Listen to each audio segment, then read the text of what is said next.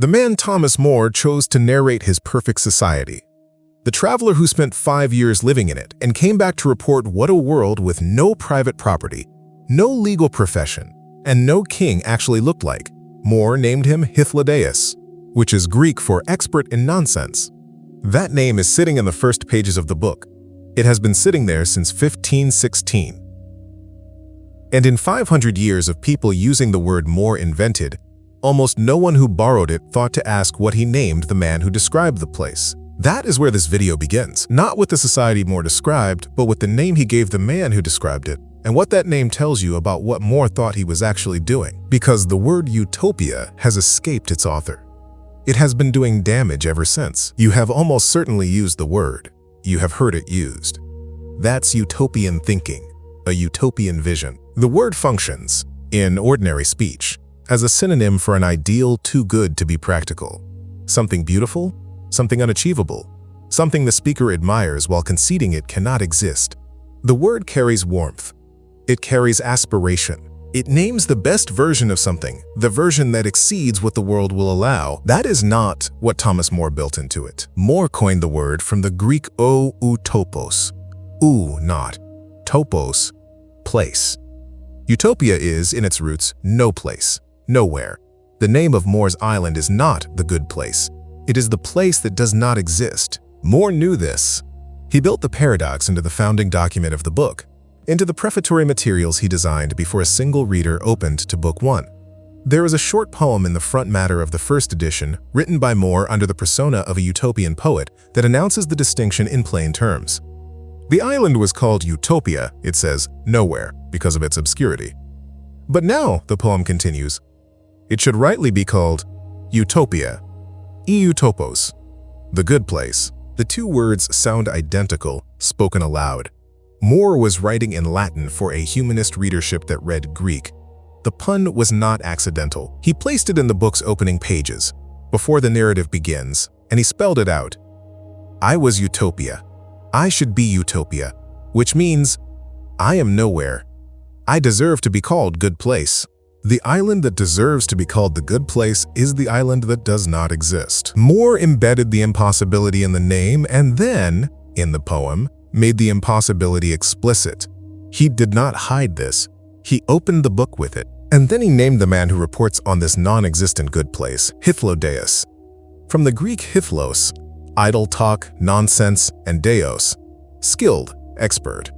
The full traveler who crossed the ocean and returned with the account of perfection is, in his name, the expert in nonsense, the one skilled in idle talk. More was writing for men who read Greek. Erasmus, his closest intellectual companion, read the manuscript before publication. The humanist circle that received the first edition understood what they were holding. They were not receiving a blueprint. They were receiving something considerably more precise and considerably more dangerous. An argument constructed as a game, designed so that the reader who wanted the ideal to be real would miss the trap, and the reader who paid attention to the names would not. To understand what More was doing, you need to understand the tradition he was working in. More and Erasmus were both steeped in the Greek writer Lucian, the 2nd century satirist who made his reputation writing dialogues in which absurdity was deployed in service of serious philosophical argument. More had translated Lucian into Latin. Erasmus had translated Lucian. The two men, in the years before Utopia, had collaborated on those translations as an intellectual exercise and as a declaration of method. The tradition has a name in classical rhetoric. Spaudiogeloion, the serious joke. The form in which the comic surface and the serious argument are inseparable, in which the game is not decoration but the point. You cannot strip the irony from the argument and keep the argument intact. The irony is load-bearing. Erasmus had done this in 1511 with Moriae Encomium in praise of folly. The title is itself a pun. Moria is Greek for folly, but it is also a near homophone of More's own name. Erasmus dedicated the book to More and wrote it, he said, in a week while staying in More's house. In Praise of Folly delivers a serious indictment of European institutions, the church, the scholars, the princes, through the voice of Folly herself, a goddess who praises what she embodies. The joke is the argument. Take away the joke, and you have a pamphlet. Keep the joke. And you have something that cannot be easily silenced, because it has not quite said what it said. More knew this. When he sat down to write Utopia 5 years later, he was not writing in a vacuum. He was writing in a specific tradition with a specific collaborator, using specific tools that both men understood. The absurd traveler's name, the punning title, the dialogue frame in which More, the character, appears as a skeptic, none of this is ornamentation. It is the structure of the argument. The question the tradition forces is not, what is the ideal society? The question is, what does it mean that you want the ideal society to exist? What are you willing to do to get there? And what does the answer tell you about yourself? There is one more piece of the structure worth attending to before turning to More's life, and it is the piece that is almost never mentioned in the popular accounts. Utopia is written as a dialogue. More appears in the book not as the author but as a character. Thomas More, a London lawyer who encounters Hythlodaeus, listens to the full account of utopian society, and then, at the very end of Book 2, speaks. And what More, the character, says at the close of the book is this, not quoted because the translation choices matter and vary, but accurately paraphrased. There are many things in the utopian commonwealth that I wish rather than expect to see followed in our governments. The author of the book appears in the book under his own name and declines to endorse the system the book describes. He does not refute it. He does not say Hythlodaeus is wrong about what he saw. He says, I wish rather than expect. The man who made the island named Nowhere declines at the end to say he expects it to become somewhere. This is the structure More built. The narrator of the perfect society is named Expert in Nonsense. The title of the book is Nowhere disguised as Good Place, and the author himself appears at the close to say he wishes rather than expects. Everything points in the same direction. More was not a utopian. He was the man who invented the word in order to ask what you do when you cannot have the thing the word describes. The video has pointed at the text, but there is a practice beneath the text, the practice that made More's interior life legible when everything around him was being stripped away. More thought about death every day, not as despair, as preparation. In his tower writings, he left a record of what that practice looked like. The specific questions he worked through, the prayers, the way a man who understood impossibility could still die with something his witnesses called composure. The Memento Mori practice draws on that record.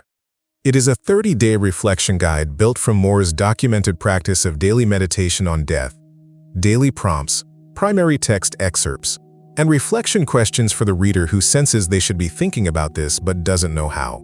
More thought about death every day for 30 years. This guide invites you to try it for 30 days. The link is in the description, which brings us to the life, because the life is the argument. And the argument is not subtle. Thomas More spent the years after Utopia's publication in the king's service, rising through the courts and councils of Henry VIII until he became Lord Chancellor in 1529. The most powerful legal officer in England. And in those years, and in the years that followed, he demonstrated, in the most consequential way available to a human being, what he actually believed about the limits of the organized society's claim on the individual conscience. The utopian society More described abolishes private property. More, as Lord Chancellor and before, defended private property as foundational to the legal and social order. The utopian society restructures religion into something loose, tolerant, and institutionally thin. More prosecuted heresy with the force of his office.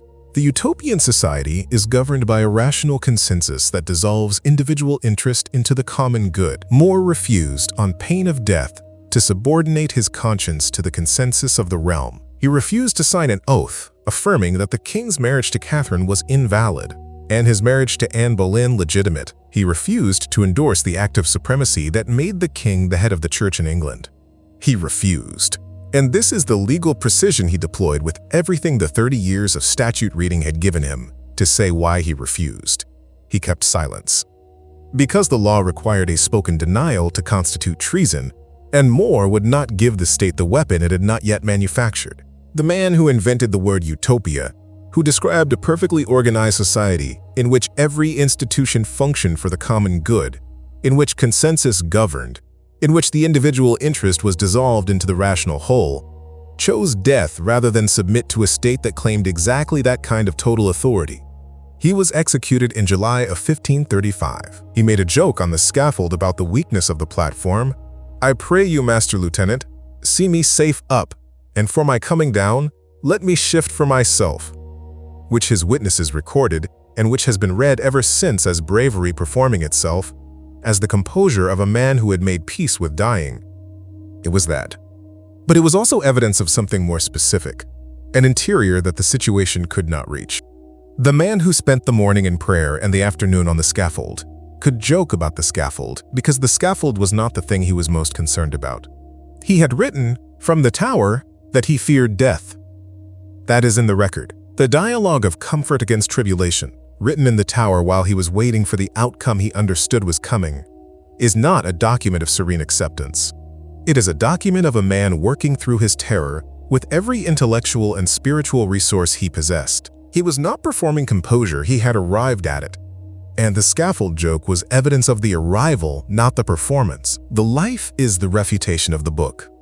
More did not leave a commentary on Utopia explaining what he meant. He left a life that demonstrated it, that showed, through the most irreversible act available to him, what he thought the limits of the organized society's claim actually were. The man who described the perfect system spent the last years of his life refusing the one that claimed perfection. Here is where the narrator's reading begins, and it is offered as a reading, not as the record. The word utopia escaped More's trap somewhere in the century after his death.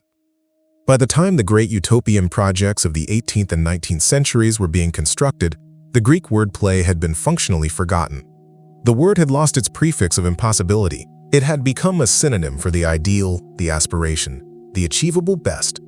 Not nowhere, but not yet. The thinkers who built on that tradition, the utopian socialists of the early 19th century, and then the theorists who came after them and claimed to have made utopianism scientific rather than merely dreamy, were working with a word from which the warning had been removed. They had, in effect, renamed Hythlodaeus. They had kept the account he gave and discarded the name More chose for him. The 20th century ran the experiment, the projects that organized themselves around the reconstruction of society toward an ideal endpoint.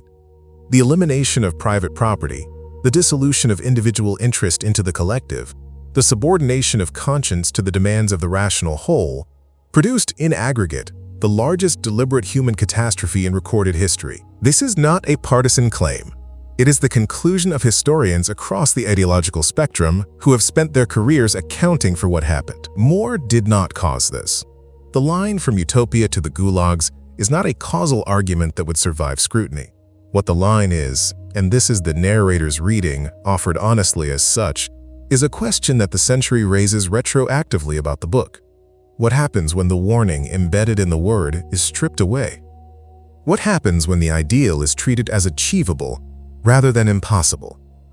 What happens when the state claims the kind of authority over conscience that More's Utopia describes and More's life refused? The century answered, and the answer is in the record. There is a specific kind of grief that belongs to this history, and it is not the grief of the people who believed in the projects and watched them fail. That grief is real, and it belongs to them. The grief that belongs to this video is quieter.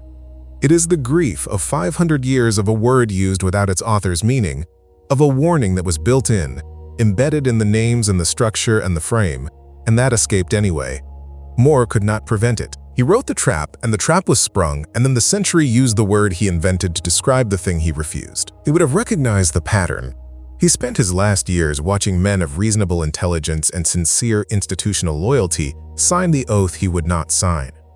Watching the bishops who had the same information he had, the same tradition he had, the same law he had, make the calculation that survival was the responsible choice.